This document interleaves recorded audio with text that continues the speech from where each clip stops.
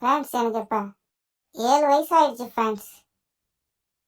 7 வயசில் நம்ம எப்படிலாம் 7.5 போடுறோம்னு பார்ப்போம் ஃப்ரெண்ட்ஸ்.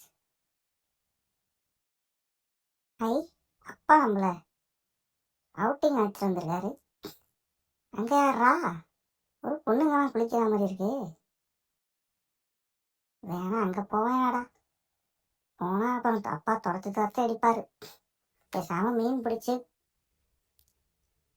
போவோம் நம்ம. ஃப்ரெண்ட்ஸ் மீன் மாட்டுமா என்ன நினைக்கிறீங்க நீங்கள்? என்னடா அது பாவம் எப்போ பார்த்தாலும் அங்கே தான் போகுது, திரும்புடா செந்தமிழா. ஃப்ரெண்ட்ஸ் மீன் மாட்டிக்கிச்சு ஃப்ரெண்ட்ஸ்.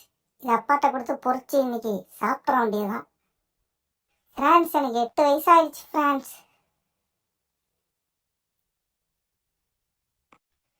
ஃப்ரெண்ட்ஸ் நான் பார்க்குக்கு வந்திருக்கேன் ஃப்ரெண்ட்ஸ். ஓடி பிடிச்சி விளாட்னு 4 பேரையும் தொடணுமா ஃப்ரெண்ட்ஸ்?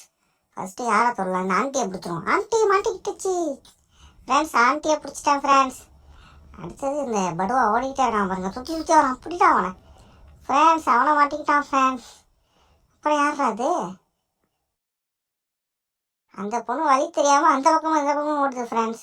அதை ஈஸியாக போய் குறுக்கல் ரெண்டாவே மாட்டிக்கும், பிடிச்சிருவோம் ஃப்ரெண்ட்ஸ். மாட்டிக்கிச்சு ஃப்ரெண்ட்ஸ். இந்த குட்டி சாத்தான் தான் அங்கிட்டும் இங்கிட்டும் ஓடுது ஃப்ரெண்ட்ஸ். இதை எப்படி பிடிக்கணும் ஃப்ரெண்ட்ஸ்? எங்கடா ஓடுது ஃப்ரெண்ட்ஸ்? அதை பாருங்கள் ஃப்ரெண்ட்ஸ் என்னென்ன பண்ணுதுண்டு.